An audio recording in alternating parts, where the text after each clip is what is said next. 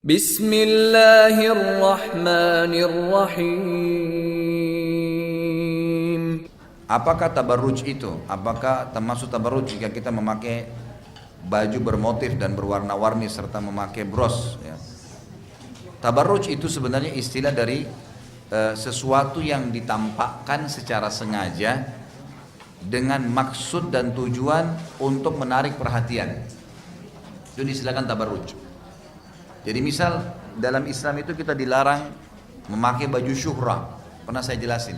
Baju syuhrah itu seperti baju yang warnanya terlalu menyolok sehingga membuat orang menilai buruk atau orang tergoda lawan jenis.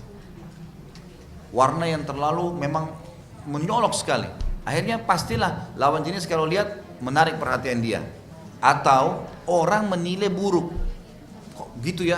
Itu syuhrah namanya. Itu dilarang, nggak boleh. Kan gitu. Kemudian juga masuk dalam tabarruj. Ini yang pertama ya, menggunakan baju syuhrah.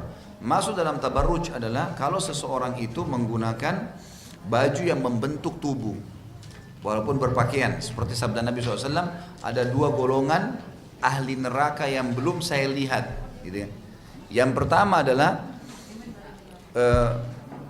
utusan pemimpin tertentu yang membawa pecut-pecut kuda yang mencambuk orang. Ini maksudnya kayak kita sekarang mungkin polisi atau aparat keamanan pemerintah tertentu yang sengaja mencambuk-cambuk orang gitu kan, untuk menarik sesuatu yang tidak wajib bagi mereka. Yang kedua adalah wanita yang berpakaian tapi telanjang gitu.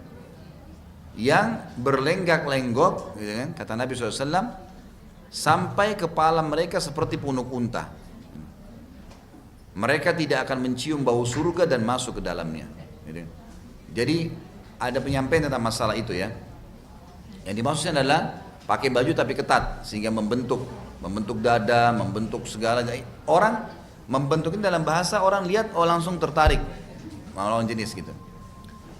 Kemudian yang ketiga adalah baju-baju yang memang itu seperti apa ya sekarang? Ada yang berhijab, yang saya pernah ditanyakan dan pernah ada seperti gambar tapi memang tidak ada wajah dan seterusnya. Ini seperti apa sih? Ternyata baju-baju ini dianggap hijab tapi memang dibentuk mengalahkan fitnahnya rambut, mengalahkan fitnahnya badan, gitu kan? Dengan warnanya, dengan modelnya. Ya, ada jilbab-jilbab yang kadang-kadang dipakai memang di model seperti rambut, dibuat kayak berbentuk-bentuk ya. Dia malah lebih besar fitnahnya daripada rambut itu sendiri. Jadi sama dengan rambut cuma hijab gitu loh. Dijepit dari sini, dijepit dari sana. Jadi berbentuk seperti rambut kalau dihelai. Cuma beda warna saja gitu kan. Nah itu terus dibentuk sedemikian rupa di wajah dengan bentuk tertentu. Jadi akhirnya jelas tujuannya untuk keindahan gitu loh. Sementara pakaian itu diperintahkan dalam Islam memang untuk menutupi aurat. Tujuannya untuk menutup aurat, gitu kan? Menutup aurat. Masalah kasuistik, warna-warni, bintik-bintik atau apa ini memang ya tergantung dia masuk syuhrah enggak. Misal gini, teman-teman di Afrika itu memang sudah terbiasa dengan pakaian warna-warni. Emang begitu, pakaian mereka memang begitu. Ada teman saya dulu, kebetulan beliau dari Eritrea, dari Eritrea. Orangnya Masya Allah cerdas sekali.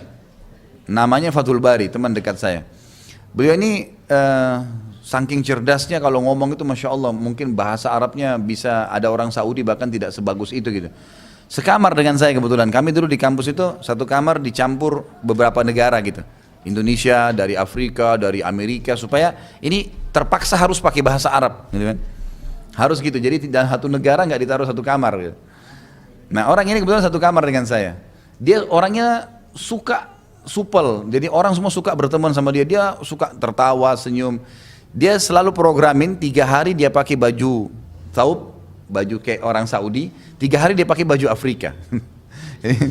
Nah 3 hari ini dia kadang-kadang bercanda sama teman-teman dari Afrika juga. Dia bilang, kalian ini orang Afrika, nih saya orang Saudi. Dia sambil bercanda gitu ya.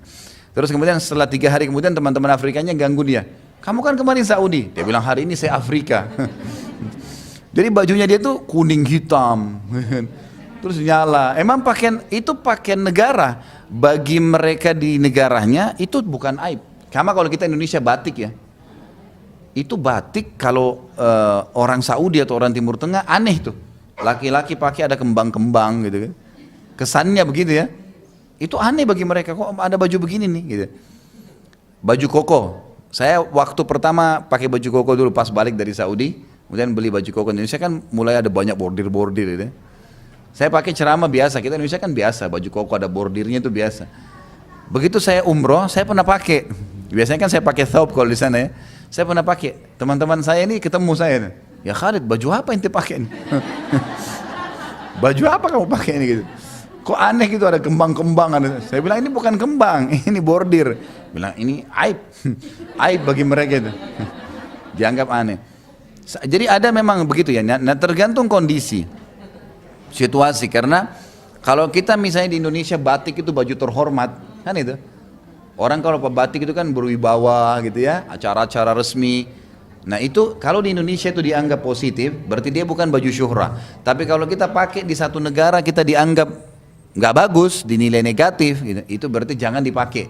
Dia menjadi baju syuhrah di tempat itu, tidak syuhrah di tempat ini, gitu kan? Sesuai dengan keadaan. Gitu. Kalau kita lihat musim haji, memang jilbabnya ibu-ibu dari Afrika ini memang warna-warni, gitu kan? Tentu amannya adalah ibu-ibu muslimah kayak kita di Indonesia ini kan kita bebas beli baju apa saja, tidak ada baju khusus ya. Maka makin bajunya hindari dari corak-corak maka jauh lebih bagus, jauh lebih aman dari syuhrah, jauh lebih aman. Ini Allahu a'lam yang saya tahu.